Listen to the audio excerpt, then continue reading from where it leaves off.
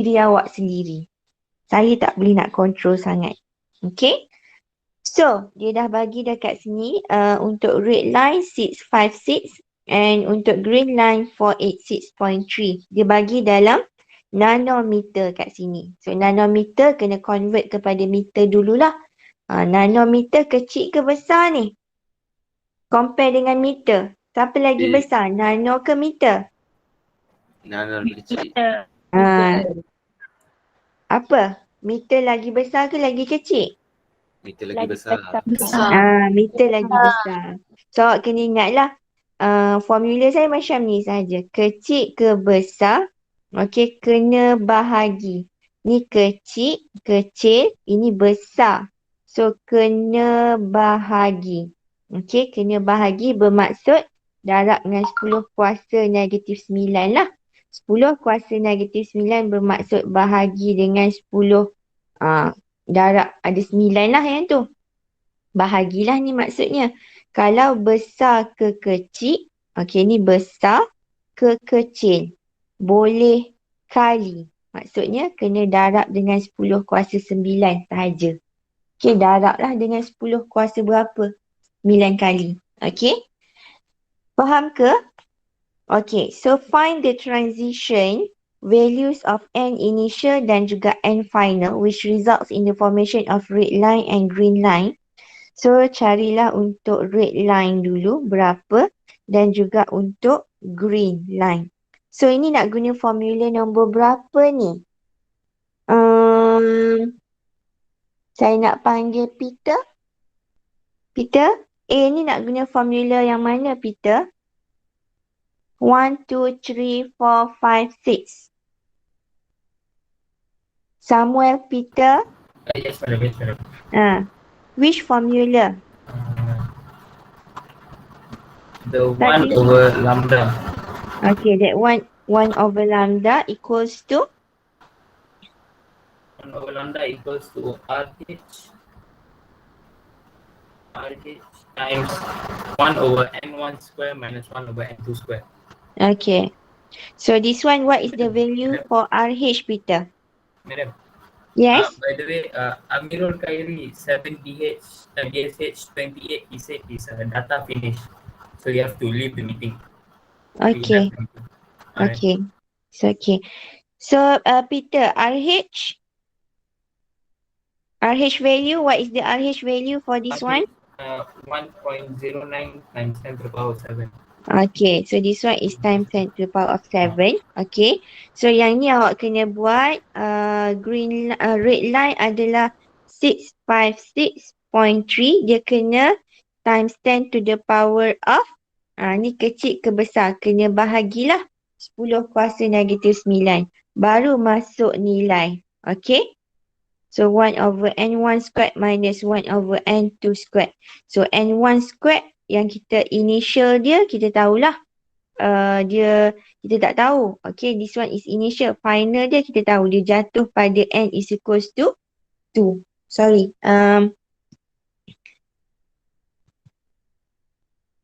Okay, 1/2 kuasa 2 tolak 1 per n initial berapa. Okay, dia n final lah ni. Okay.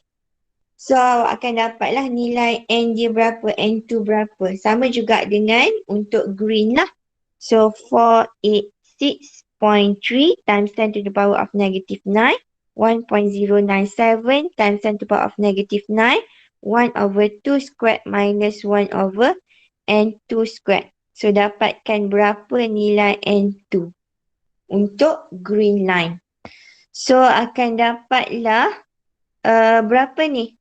Untuk red line dapat n is equals to berapa? 3. Okay, dapat 3. Untuk green? 4. Okay, dapat 4. Awak tahu ke macam mana nak tekan kalkulator yang ni?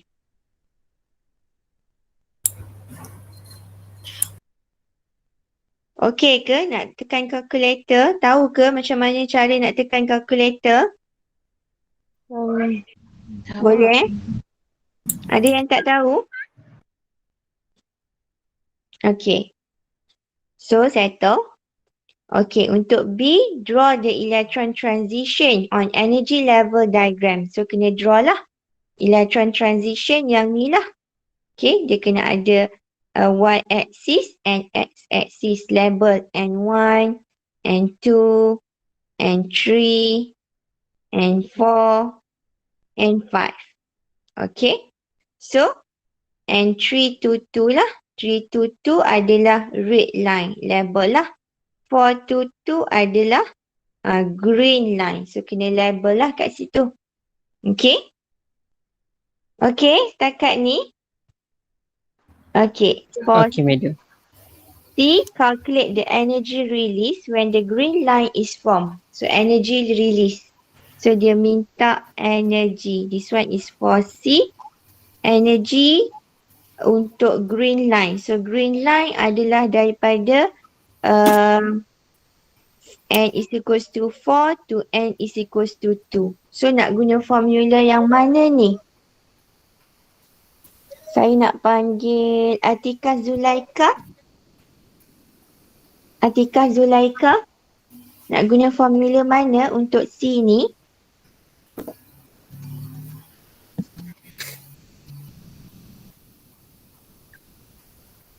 Atika Zulaika tak ada Okey, Atika Zulaika tak ada. Kita panggil Siti Zulaika. Yes, madam. I use two. Formula mana? AE RH Okey, delta E is equals to RH 1/n eternal tolak 1/final. correct lah. Okey, berapa nilai RH kat sini?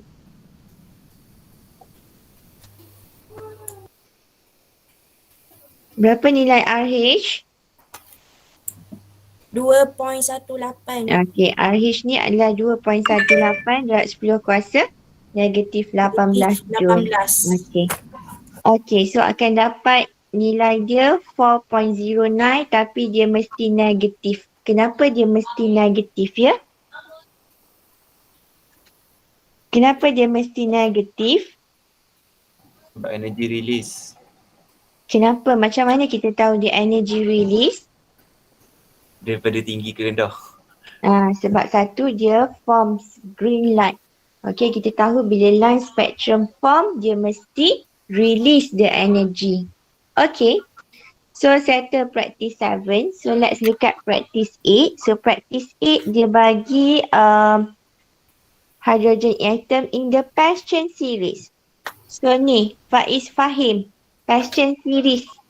Dia jatuh pada n is equals to berapa? Faiz faham? Faiz faham? Madam, saya kita orang baru lepas speaking test English tadi, so kita orang baru je masuk. Okey, tak apa. Saya ada record yang awal-awal tu, saya ada record. Nanti boleh tengok lah. Okey. Yang baru masuk ni kelas mana? 10 di SH 39. Okey, 10.39. Okey, so saya panggil Sakela. Question series dia 4 to n is equals to berapa?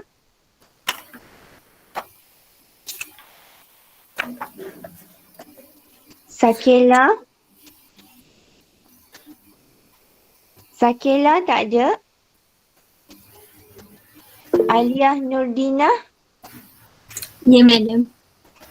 Question series dia 4 to n is equals to berapa? And 3.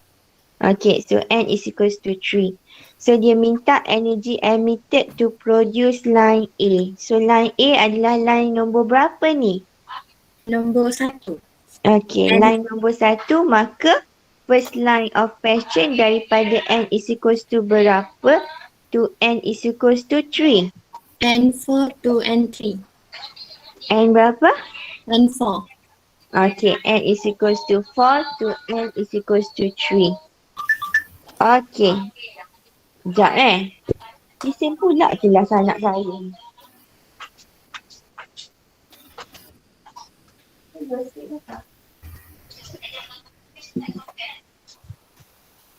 Okey, dia ada banyak kelas dalam rumah ni.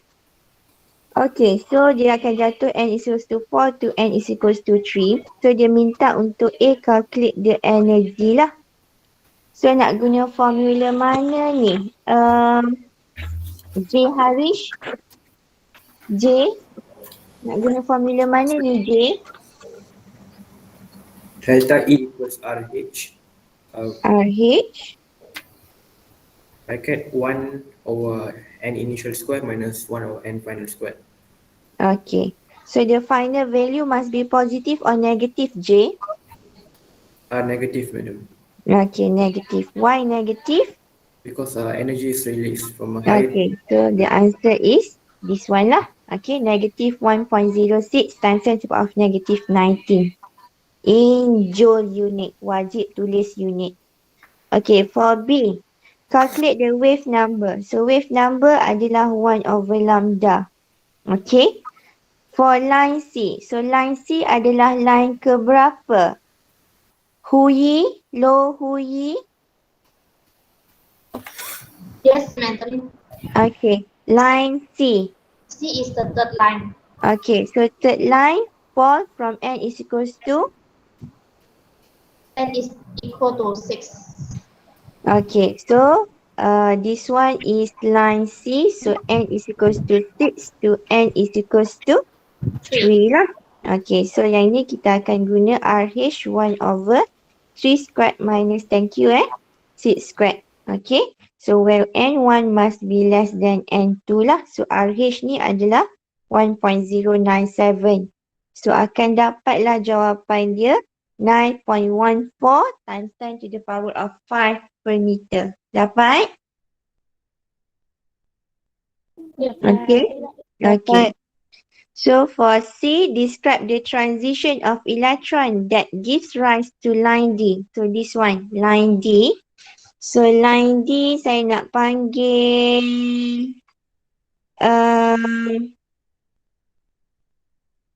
Aimi Syahira. Ya, madam. Aimi, line D. Macam mana nak form line D? Electron falls from n sequence to 7 to n sequence to 3 for line D. Kenapa 7 to n is equals to 3? Patient, kalau patient kan dia jatuh ke n sequence to 3. Okay, So, macam mana line D- dapat 7? Line D ialah line yang keempat. Okay. So, Dia akan kira lah. jatuh. Okay, 7 ke 3. Betul lah. Okay, last one D. Determine the line that correspond to electron with the highest energy. Okay. Highest energy siapa? Saya nak panggil Julita.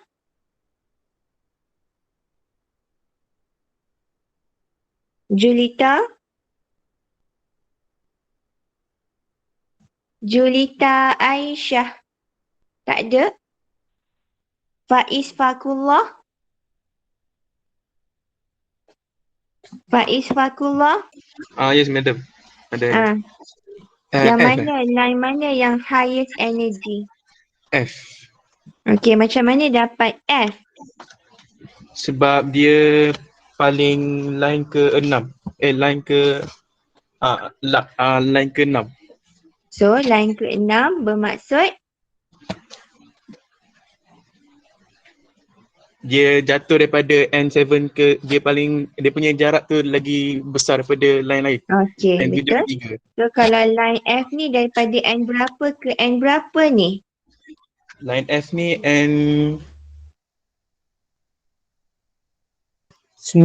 ke 3. N9 ke 3. So, kalau kita draw the energy tu, okay, dia paling besar lah jarak dia to N is equals to 3 kan? Okay, so betul line F. The lowest frequency. Lowest frequency saya nak panggil Syukri pergi vaksin. Saya nak panggil Asri, Muhammad Asri. Yes. Ah, Number 2 A. ah, A, A. line A. Kenapa? Macam Sebab- mana dapat line A? Sebab dia berkadar songsang dengan wavelength. Siapa? Frekuensi berkadar songsang dengan wavelength. Ya. Awak guna formula mana? Formula yang ada kat nota ni. Formula nombor berapa? Oh, formula nombor 5. Formula nombor 5. So, formula nombor 5 apa formula dia? Sekejap. Formula nombor 4. Okey, formula nombor 4 pula. Formula nombor 4. Apa formula dia? V sama dengan C per wavelength V lambda. is equal to C over lambda. Okey. So, awak kata frekuensi ni lowest, maksudnya lambda tu tinggi. Okey, macam mana awak nak tahu lambda? Tengok pada dia punya line spectrum ni. Tengok kepada line spectrum. Okey, line spectrum. Okey, lambda ni yang paling panjang. Macam tu. So, yang ni lambda dia makin pendek, makin pendek. Okey, boleh jugalah. Okey. So, longest wavelength adalah A lah. Okey. Lowest wavelength. So, of course lah lowest wavelength, lowest frequency. So, of course lah longest wavelength dia pun line A jugalah. Okey, sebab dia patuhi pada formula keempat. Okey, thank you. So, habislah untuk praktis 8. So, kita tengok kepada ionization energy ya. So, first untuk ionization energy ni, awak kena faham dia punya definition dulu. Ini sangat-sangat penting. The definition kena hafal. So, the definition is minimum energy required to remove 1 mole of electron from 1 mole of gaseous atoms of ion. Okay, dia macam ni lah. So, this is the nucleus atom. So, this is the shell lah. Okay. So, this is the electron. Katalah electron. Okay, kat sini. Electron ni, dia nak remove daripada shell ataupun atom itu. Of course lah, dia perlukan tenaga. Sebab tu minimum energy required. Dia nak melepaskan diri. Awak sendiri pun kalau diikat, nak lepaskan diri awak, awak memerlukan tenaga. So sebab tu dia perlukan energy required. Energy absorb lah maksud dia. Okay. Untuk apa? To remove 1 mole electron. Satu, nak remove kan 1 mole electron daripada mana? 1 mole of gaseous atom. So katalah ini atom hydrogen. So dia nak remove daripada gaseous atom tu lah. And atom tu must be in gaseous state. Okay. So, apa dia formula ataupun calculation yang kita guna untuk calculate the ionization energy? Of course lah, the formula number 2 ni, delta E is equals to RH. Okay. So, since that kita tahu, okay, removing an electron from a hydrogen atom in its ground state.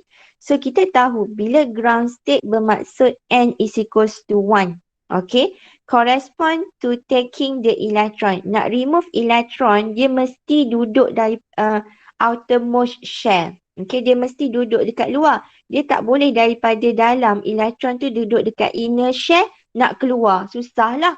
Sebab kat sini tenaga dia banyak kan. Dia kena excite dulu sampai dekat luar. Okay, baru dia boleh keluar. Okay, seolah-olah macam ada gate lah dekat sini. Baru dia boleh keluar. So, yang kat luar sekali ni, kita tak tahu berapa dia punya final. So, sebab tu end final dia kita katakan dia sebagai infinity. It means that outermost electron lah. Okay, so dia mesti daripada ground state which is N is equals to 1. Okay, so in Lyman series, as the energy difference increase, okay, kalau Lyman series bermaksud kita refer pada N is equals to 1. Bila ionization energy, memang Lyman, okay, N is equals to 1 sebab dia mesti daripada ground state. Energy difference increase lah energy difference. Makin lama makin besar lah. So the wavelength becomes shorter, therefore the line converge. Okay, becomes closer to one another. Yang ni lah. Kenapa? Sebab energy dia berkadar songsang dengan Hc over lambda. So bila energy makin bertambah, wavelength makin berkurang. So wavelength akan shorter. Okay. So when only a single, sebab tu awak nampak dia punya line makin kecil lah. Okay. Yang ni lambda dia makin besar. Yang ni lambda dia makin kecil dia punya lambda. Disebabkan oleh energy dia makin besar. Okay. So when only a single line is formed in the end, it means single line maksudnya bila terlalu banyak sangat line kat sini. Okay, saya padam kat sini. So dia akan jadi nampak macam satu line sebab dia bertindih. Sebab dia punya jarak antara lambda tu terlalu sikit. So bila yang katalah line yang ke-99 tindih kat sini. Line ke-100 pun kat sini. Line ke-101 pun kat sini. Bila dia banyak-banyak, dia akan nampak macam satu line. Kita kata a single line is formed at the end. Bila hujung-hujung. It means that the electron is completely free from the nucleus. So bila kita dah nampak dia dah a single line, maksudnya electron tu dah berjaya remove lah. Free from the nucleus. So bila dia dah keluar, automatic dia dah jadi ionized. Katalah hidrogen, bila dah keluar dia akan automatic jadi H+. Ini adalah atom hidrogen. So bila dia dah keluar, dia akan jadi H+ lah, ion. Okay. So the value of N at this point is infinity. Kita tak tahu berapa. Yang ke-100, line yang ke-1000. And we can calculate the value of ionization energy. So sebab tu dalam example 7 kat sini, dia suruh calculate the energy required to remove untuk 1 mole hydrogen at its ground state. Okay, so kita akan gunakan formula number 2 ni lah. Okay, where N1 1 and N final adalah infinity squared. So infinity squared tu kita boleh katakan dia sebagai kosong. Kenapa? Katalah infinity tu adalah 1000. So 1/1000 sama juga dengan 0.001. So 0.001 ni dia approach to 0. Maksudnya terlalu kecil lah. So kita boleh simplify dia sebagai 0. So 1/1 akan dapat balik nilai 2.1. Okay. For 1 mole of electron, saya dah kata dah bila sebut pasal 1 mole, kita kena darab dengan Avogadro's number. Okay, Avogadro's number, maka dapatlah dalam joule per mole. Nak convert kepada kilojoule, kena bahagi 1000 lah. Faham? Okay tak okay? Okay ya? Okay. So nanti awak siapkanlah practice 9. So jawapan dah ada kat sini. Okay. Practice 10 pun sama. Okay. So saya nak explain berkenaan dengan limitation of Bohr atomic model. Okay. Bohr atomic model yang kita belajar ada 4 postulate. Dia ada weakness dia. Weakness ni maksud dia kelemahan. Okay. Dia ada kelemahan dia lah. Apa kelemahan dia? Can only explain the hydrogen spectrum sahaja. Or any spectrums of ion that contains only He+ and Li2+. Okay.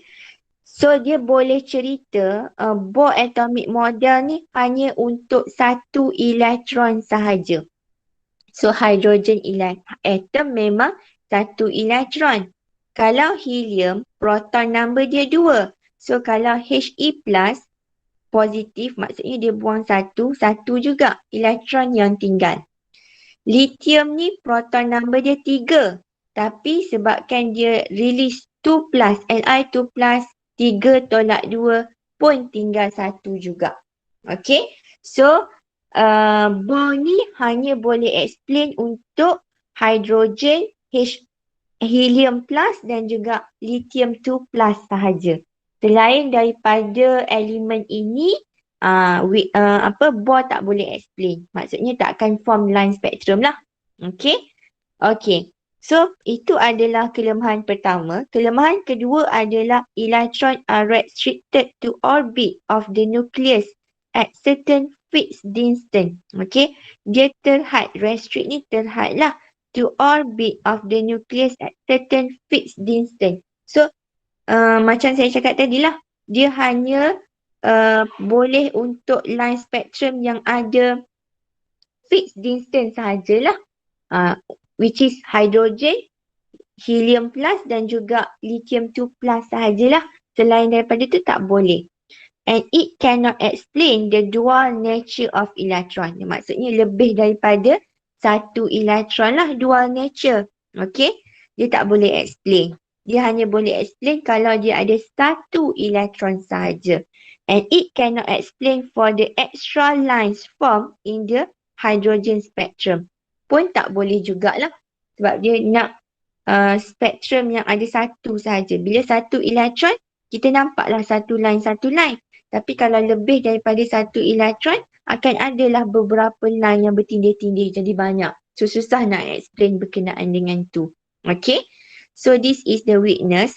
Okay, dual nature of electron using de Broglie postulate and Heisenberg uncertainty. So, as we know that Bohr ni dia tak boleh explain pasal dual nature, maka adalah dua manusia lain ataupun saintis lain yang investigate ataupun buat research untuk mengatasi kelemahan kepada Bohr postulate tu. Orang itu adalah de Broglie. Okay, de Broglie ni orang kedua dan juga Heisenberg ni adalah orang ketiga yang memperbetulkan balik apa yang kelemahan daripada Bohr tu tadi. So apa yang de Broglie cakap? Okay, de Broglie dia sambung, dia kata state that particles such as electrons possess dual nature which are both have the wave dan juga particle properties. Maksudnya sebenarnya de Broglie cakap elektron ini dia move ataupun dia possess dual nature which is wave dan juga particles. Okay. Okay, kita tahu postulate of Bohr yang kedua, dia kata electron move in a circular orbit. Maksudnya Bohr cakap elektron ni move dalam bentuk circular. Tapi sebenarnya bila de Broglie buat kajian, dia sebenarnya elektron ini tidak move dalam bentuk circular, tapi dia move dalam bentuk wave macam ni. Okay. And particles properties, maksudnya dia ada mass lah. Okay. Elektron ni move dalam bentuk macam ni lah. Sebab tu nanti 2.2 kita belajar orbital. Sebenarnya orbital ni dia berbentuk orbital. So dia akan ada shape of orbital tu lah. Itu bukti daripada hasil kajian de Broglie. So ini sahaja yang penting yang awak perlu tahu untuk de Broglie postulate. This one tak perlu tahu pun tak apa. Okay. Tak penting lah. Yang ini awak akan belajar physical chemistry bila awak further study dalam degree nanti. Okay. Kemudian disambung pula oleh Heisenberg. Okay. So Heisenberg kata it is impossible to know simultaneously both the momentum and the position of moving particle with certainty. Okay. So maksud dia macam ni. So this is the nucleus. So elektron tu bergerak kan. Okay. Bergerak dalam bentuk wave. Maksudnya Heisenberg ni dia setujulah dengan apa yang de Broglie kata. So katalah elektron tu duduk di sini. Okay. Maksud dia kata it is impossible. Tak mungkin kita boleh tanya simultaneous serentak, momentum dan juga position. Momentum ni arah lah kalau ikut dalam bahasa Melayunya. Bahasa sainsnya momentum. Okay. Position tu posisi dia. Okay. Katalah kita tahu position dia duduk dekat sini. Tapi kita tahu tak arah dia ke mana. Kita tak tahu sama ada dia bergerak ke arah kanan ataupun ke arah kiri. Kita tak tahu. So kita nampak position dia dekat sini. Tapi kalau kita nampak dia bergerak ke arah sini kan, ke arah sini. So kita nampak dia bergerak, momentum dia kita nampak. Tapi bila kita nak ambil gambar, kita tak tahu sebenarnya position dia duduk kat mana. Kalau kita nak katakan kat sini, tak boleh sebab dia dah bergerak. Oh, dia duduk kat sini pula. Sekejap-kejap dia duduk kat sini pula. Sebab dia sentiasa bergerak. So sebab tu kita kata it is impossible simultaneously nak tahu position dan momentum pada masa yang sama. Okay. So this one pun tak perlu tahu juga. Okay. Yang penting the definition of de Broglie dan juga Heisenberg principle ini sahajalah yang awak perlu tahu. Okay ke? Faham tak faham? Faham. Okay, kalau tak faham boleh tengok balik video. Madam, Ya. yang Heisenberg tu macam kurang sikit yang dia punya orbital, momentum and position. Heisenberg ni possible to know momentum and position ni. Ke? Okay, dia macam ni. Maksud dia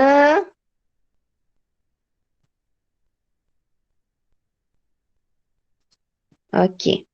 So maksud dia kita tak boleh tahu momentum. Momentum ni arah sebenarnya. Okay, position tu posisi dia lah. Tempat dia duduk. Okay. Katalah this one is nucleus. So this one is orbit dia. Sebenarnya dia tak bergerak dalam circular orbit. So apa yang Bohr cakap tu tak betul lah. Okay. So diperbetulkan oleh de Broglie. Kemudian Heisenberg sambung lagi. Dia kata elektron yang bergerak itu kita tak boleh tahu momentum arah dia ke mana. Katalah kalau saya nampak dia bergerak. Saya nampak dia bergerak dari sini gerak ke sini, gerak ke sini. Awak nampak tak? Elektron tu bergerak. So dia bergerak ikut arah jam kan? Okay, dia bergerak mengikut arah jam. So kita tahu dia punya momentum tu clockwise. Okay, tapi kita tak boleh tahu dia position dia kat mana. Kita nampak dia bergerak, tapi bila kita nak tahu dia kat mana, katalah awak stopkan dia kat sini. Tak boleh, sebab dia dah bergerak ke sini dah sebenarnya. Macam tu. Faham? Tapi kalau awak tahu, awak nampak position dia stick kat sini, tapi awak kena tahu pula, oh momentum dia macam mana? Dia ke arah kanan ke, dia anti-clockwise. So kita tak nampak dia punya momentum. Kita nampak position sahaja. So it means that it is impossible untuk tahu both momentum dan juga position of the electron to at the same instance of time. Dapat apa yang saya cakap? Is it okay? Okay, madam. Okay, kalau tak okay juga hafal je lah ayat ni nanti. Okay. Okay, so habis dah 2.1 kita. So esok kita akan masuk 2.2 lah, quantum mechanics. So after this saya akan release a new video about 2.2. So tugasan awak esok hari Rabu. So kelas kita adalah pada pukul 8 hingga 10 pagi. So pukul 8 tu saya akan cerita berkenaan dengan eksperimen 2 dulu. Okay. Saya akan check beberapa lab report awak dan kita tengok kelemahan awak kat mana. Okay. Lepas tu yang kedua saya akan cerita balik macam mana process of titration. Okay. The process of titration tu macam mana. Nanti saya tunjuk video yang saya sendiri buat sebenarnya masa kena pergi kerja hari tu lah. Okay. So saya ada buat teknik titration yang sebenar. Okay. Macam mana proses dia, macam mana dia bertukar colour daripada colourless into pink semua. Okay. Dan the effect of kita rinse dengan water pada wall of the conical flask tu. Okay. Itu sahajalah. Lepas itu mungkin dalam about half an hour, another Lepas tu saya bagi awak rest kejap. Lepas tu kita sambung dengan tutorial lah. 2.2. So nanti awak tengok video. Okay. Dah tengok video tu. Saya pun ada explain juga. Example ni saya dah explain dalam video. So awak boleh continue dengan practice question 11. 12, 13, 14, 15, 16. Cukup sampai situ. Okay. So, any questions so far before we stop our class? Madam tak bincang question 9 dengan 10 ke? Oh, question 9, 10. Okay, awak. Question 9 dengan 10 tu senang sangat sebenarnya. Ini awak tak buat lagi kan? Ionization energy, guna je formula. Memang bila ionization energy, memang akan guna formula delta E is equals to RH 1/1 squared minus 1/infinity squared. Memang itu formula yang akan guna.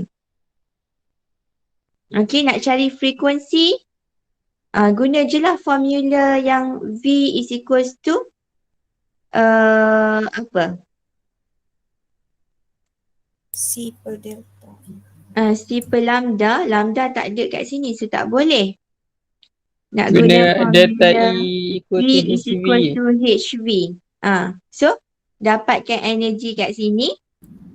Bolehlah cari V tu berapa? Dia wavelength. Carilah, guna je formula, akan dapat je.